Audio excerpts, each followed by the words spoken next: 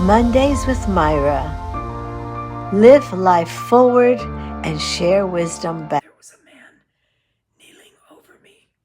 I was breathing literally through the slashed windpipe in the hole in my neck. He just happened to be the head of emergency at Huntington Memorial Hospital, very famous hospital here in Los Angeles. But he was there when I needed him. That man came and visited me every day. So how did he die? And when the police arrived, two little boys went to the door with their hands up and said, "Don't shoot, we're the good guys." That's what they said? The innocence of children. Don't shoot, we're the good guys. Anyway, the doctor's family took the boys in.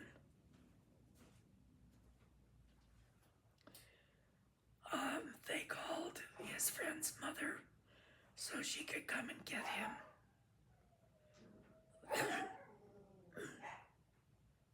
Excuse me.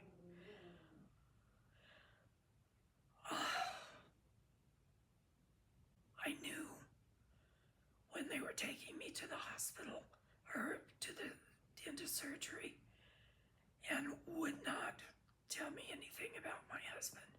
I knew he was dead. And my mom was sitting there holding my hand with tears running down her face.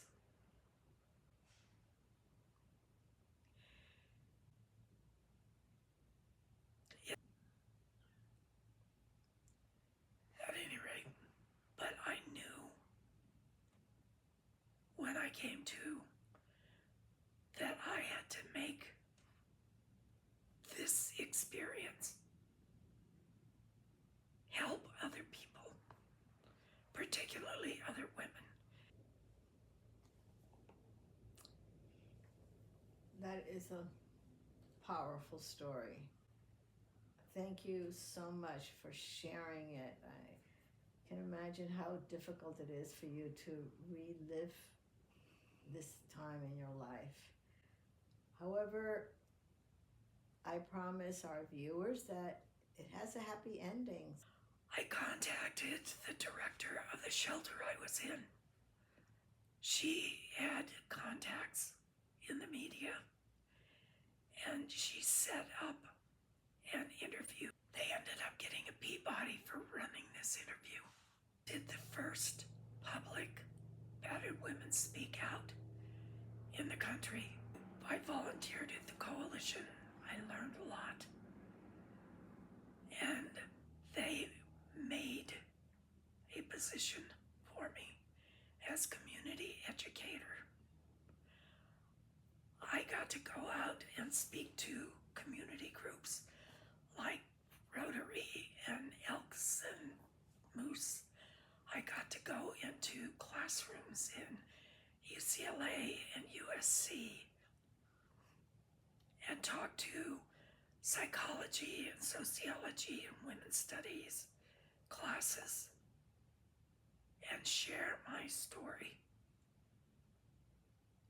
and teach them about how domestic violence escalates, the cycle of violence. I joined a statewide coalition against domestic violence and got to go to the state capitol and lobby Dianne Feinstein while she was still a state senator for the first domestic violence bill that was passed in California. It passed. The Attorney General's office contacted me and several of the other women in this group, asked us to be on their task force to work with other law enforcement, police, sheriffs, district attorneys, judges, to write a curriculum because the bill was about training the police on how to respond, what was really going on in a domestic violence call. So we did that. I got to train LAPD and Long Beach PD and Torrance PD. And then I was recruited by the city attorney's office to set up a victim advocate program within the city attorney's office on a Department of Justice grant. I created the program. I wrote the curriculum. I recruited volunteers. I trained them. Every week, I went to every single city attorney's office in the city. You used to have a beautiful soprano voice, and now you did. can't even sing.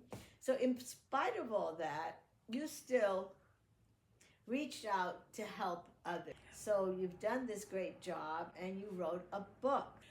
Well, the book is called Beyond Surviving.